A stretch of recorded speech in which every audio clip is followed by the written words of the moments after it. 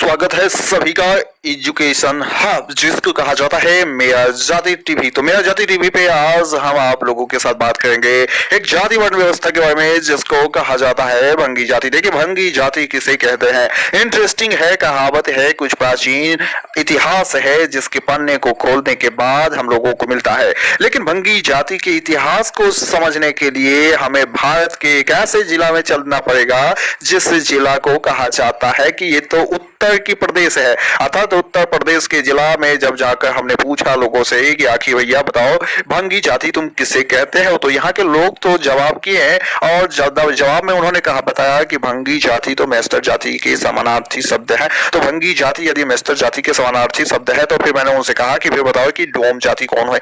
फिर उन्होंने जो है डोम जाति को भी एक ही कर डाला है। तो यहाँ से निकलता है इतिहास का वो पन्ना जिसको हम लोगों को समझने की आवश्यकता है और पूरे इतिहास के घटना चक्र को भी समझ सकते हैं। क्योंकि कुछ लोग तो ऐसे ही कहते हैं कि हिंदू जाति में भी वर्ण व्यवस्था जो है वहां पे छुआछूत की समस्या है।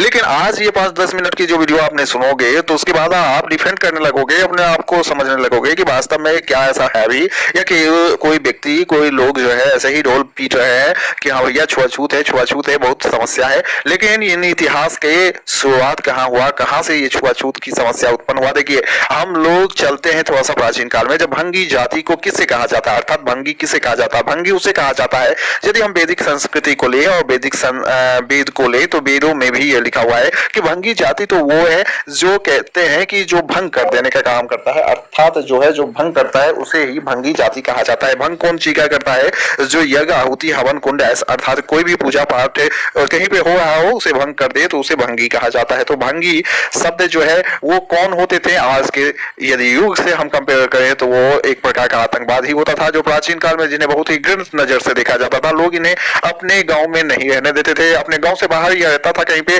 और मालूम था लोगों को कि ये चोरी करता था। यदि हम गांव की तरफ रुक करें और गांव में जाएं तो आज भी, और आज मतलब कहने का मतलब 10-20 साल पहले तक ऐसा माना जाता था कि जो गांव में रात के समय चोरी करने आते थे उनका भी एक गांव हुआ करता था और उस गांव के में वो मांगने भी आते थे, रात में चोरी भी करने आते हैं और सबको मालूम है कि भैया ये तो चोर है। ठीक है, अब देखो कि यही है कहानी भंगी जाति के साथ। तो दोस्तों आप लोग देखिए कितना इंटरेस्टिंग इतिहास रचा गया है। तो अब क्या होता है कि भंगी जाति तो हो गए, अब भंगी जाति को जब मुस्लिम आक्रांत आया, आप लोगों को मालूम होगा कि चमार वंश के इतिहास में क्या हुआ था, कि चमार जाति के साथ क्या हुआ था। चमार जाति को बना दिया गया एक साधु जो संत थे और संत रविदास उनका नाम था, जो कि राजस्थान के ही एक राज परिवार से में पुरोहित की भूमिका निभाते थे, बहुत ही विद्वान थे, उनके मानने वाले हजारों लाखों की संख्या में थे। उन्हें पकड़कर जो है सिकंदर लोधी ने जो है जेल में डाल दिया और जेल में डालने के बाद उनके अनुयायियों से चमारी का काम करवाने लगा, उन्हें छुआछूत मानने लगा, उन्हें उनके मानने वाले प्रशंसकों को भी चंडाल घोषित कर दिया। अब यहाँ पर कट्टरपंथी जो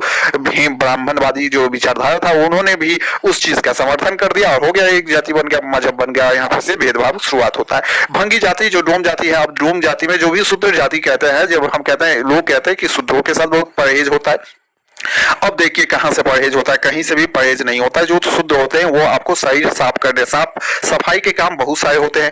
उनमें एक शरीर का सफाई है, एक घर के बर्तन का सफाई है, एक आपको जो है वो पर्यावरण का सफाई है, एक ऐसे जो पवित्र स्थल है, देवालय है, उनका भी सफाई है। तो एक बात ही हम ये भी मान सकते हैं कि कुछ जो ब्राह्मण थे जो पूजा पाठ करते थे वो सफाई भी करते थे भगवान का, तो भगवान के लिए वो भी सूत्र है। ठीक है, अब देखिए कि आगे हम जब चलते हैं तो देखते हैं कि भंगी जाति का विशेष कार्य जो था, बाद में जब मुस्लिम आक्रांत आया तो भंगी जाति भी आतंकवादी छोड़ दिया और आतंकवादी की तरह जो भंग करने का काम करता था वो कर्म उन्होंने छोड़ दिया और वो भी जो है हिंदू जाति के साथ जो है मिलने गोलने का प्रयास किया। उसके बाद जो है कि डोम जाति को भी सम्मान के नजर से देखा जाता है। भक्तमाल जो हिंदुओं का एक ग्रंथ है, पावन ग्रंथ है, भक्तमाल को पढ़ेंगे तो भक्तमाल लिखने वाले जो रचयिता थे भक्तमाल के, वो डोम जाति से जाते थे। तो इतने बड़े बड़े इतिहास जो लिखा, यदि इनके साथ इतना भेदभाव होता तो इतने बड़े बड़े इतिहास, और संत रविदास जी तो कहे भी कि संत रविदास जी जो चमार जाति से बिलोंग करते थे, उन्होंने कहा था कि सिकंदर लोधी के बारे में कि वो कहता है मुझे कि जब तक इस्लाम धर्म नहीं स्वीकार करोगे इसे खाना पानी बंद कर दो। मैं कहता हूं कि मैं क्यों मानूं तुम्हारा धर्म में क्या है, मेरा सनातन धर्म सबसे ऊंचा धर्म है। ये संत रविदास जी के दोहे से निकला हुआ शब्द है। अब अब देखिए कि इसी तरीके से बना ये पूरे घटना चक्र, और फिर जाकर जो है कुछ लोग जो है वो भंगी जाति को, जो भंग करने वाला जाति था, जबरन यहाँ पे मुस्लिम आक्रांता जो है जब आया देश में, तो भंगी के साथ जो राजपूत सेना थे, अर्थात जो राजपूत थे और जो सेना थे जो लड़ाई में हार चुके थे, उनके साथ जबरदस्ती मारपीट करके उन्हें भंगी बना दिया जाता था। एक कहावत भी है कि मारपीट कर भंगी बना, तो भंगी बनाकर उनके जो है, और जब अंग्रेज आया देश में तो वो भी उन्हें कहा कि ये तो तुम्हारे पे अतिरिक्त कार्य है, जबकि ऐसा नहीं था, वो राजपूत थे और उनके साथ जो है जबरदस्ती करवा के उन्हें जो है इस तरीके के काम में लगा दिया गया। अब यहाँ से शुरुआत होता है कि अब वो कहीं कहीं पे डोम और भंगी दोनों साथ मिल गया। डोम और जो है मेस्तर और भंगी तीनों को मिला दिया। अब इन तीनों के साथ जो है, जो भक्तमाल की रचयिता डोम है, जो इतने आदरणीय थे, उनको के साथ भी जो है ऐसा दुर्व्यवहार होने लगा। और समाज के कुछ हर जगह होते हैं, कुछ ऐसे लोग होते हैं जो भेदभाव करते हैं, या तो फिर उनके ही प्रोपेगेंडा का वो हिस्सा रहे होंगे, तो बाद में जो है यहाँ से जो है छुआछूत का आरंभ होता है और हिंदुओं में तो कई प्रकार की कुरीति आरंभ होता है, जिसको आगे चलकर जो है भक्ति आंदोलन के समय हमने देखा कि किस प्रकार से उन कुरीतियों को दूर करने का प्रयास किया गया। तो यही इतिहास है। तो आशा उम्मीद करता हूं कि आप लोगों को इतिहास समझ में आया होगा और आप अपने आप को डिफेंड कर पाएंगे कि जब वो आप पे आरोप लगाएंगे, झूठे आरोप लगाएंगे, तो आप डिफेंड कर पाएंगे। मिलते हैं आगे। यदि चैनल पर नए हैं तो चैनल को लाइक शेयर सब्सक्राइब करना ना भूलिएगा। मिलते हैं आगे, तब तक के लिए जय हिंद, जय भारत।